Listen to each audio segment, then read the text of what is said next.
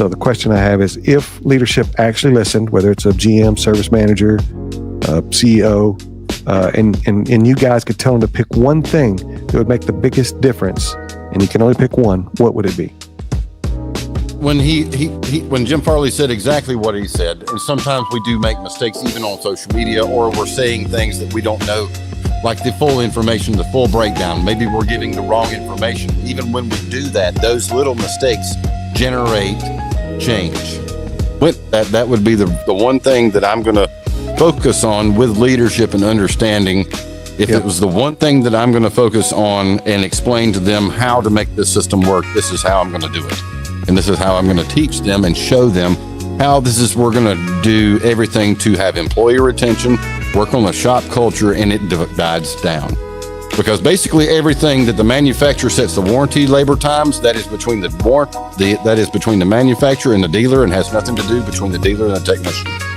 And nobody, I've trained that to the dealer technicians that I've worked at 2 different dealerships to explain to them that, you're going over and beyond. The flat rate system has turned you into this. And I've showed them and put them in a perspective for a solid year, and it woke them up.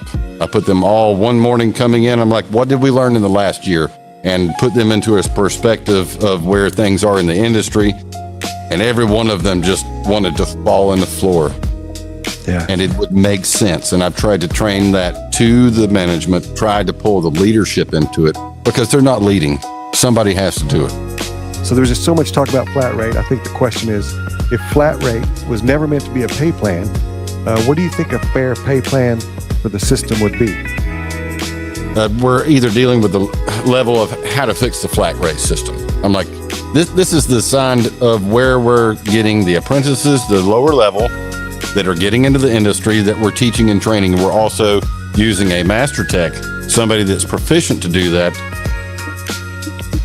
Bottom end coming in is going to be hourly. Then you're going to run to the C tech and the B tech that could be on the flat rate, that is going to do certain things. And then you run into the A tech that is going to be on a full salary. I mean, I'm not talking, I am not talking a guarantee plus commission. I am talking about a full salary. The tiers in going into it, but where the flat rate system would run into, because you're going to have that one person that can't go beyond this amount of training or this amount of information, that can't comprehend that, but is really good at this one system. So we put people in places to do that, to where it's efficient and effective for the overall. So if we look at the numbers in a base rate, when we're looking at the hourly technician that's coming in, but we're also fighting, the cost of living, and that's going to also differ in so many aspects of stating in North America, because this system is illegal everywhere else outside the U.S. I did not know it's starting that. to get illegal here. There's several states that have already stopped that, so it's coming. It's coming. Yeah, so all right, Craig. At that, go ahead. That would be the one thing that I'm going to focus on with leadership and understanding.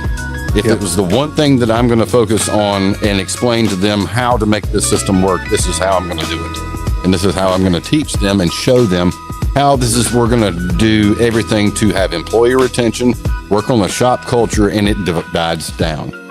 So the question is, do you think there's any way to rebuild trust between the older techs and leadership, or has it just gone too far for those older techs, like the one I was telling you about in the beginning? Do you think there's a way to rebuild trust trust between the techs and leadership? And I had this conversation with one young tech that at the AST Expo, and we started talking about the generational differences. He's a young kid, and the conversation was massive.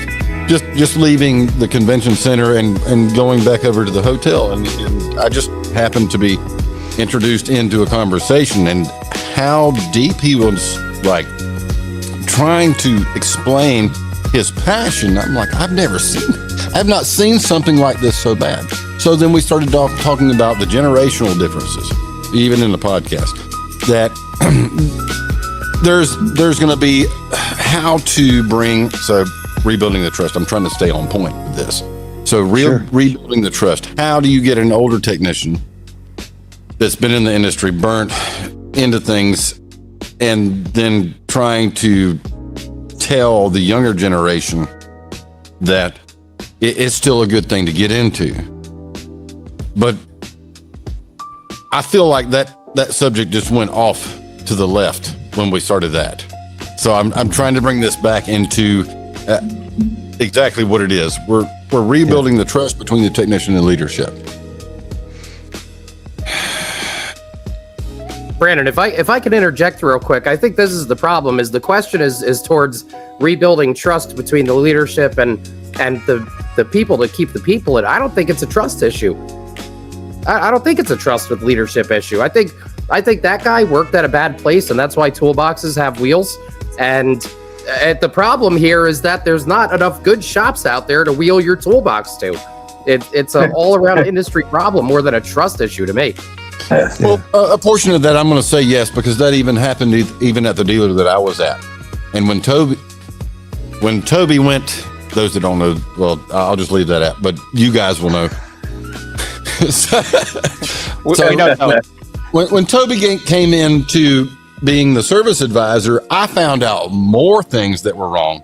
So then that broke a massive trust between me and the service manager and everybody else. And I'm just going to put the full situation out there to where it got so bad to where I am so furious every day that I come in to even help and assist. So I'm here to help and assist. I'm not even like the full line tech that's going to be pulling tickets left and right. And I'm getting all these comments all left and right saying I'll never make it as a flat rate tech. I'm like I'm going to let it slide because you don't know shit. And so I'm feeding in all this other stuff that I didn't even know what was going on the backside. So then I'm hearing the drama on that and what's really going on in everybody's personal lives and everybody's little segment. And I lost full trust to the point where this is where I'm going to make the stand. I'm going to make a difference. I'm going to make a change. I don't care what they want because they're just using me and they just laugh at social media and think that all the videos are just a joke. It's not a damn joke. This is serious. This is reality. Thank you so much for being on here, and I really appreciate it.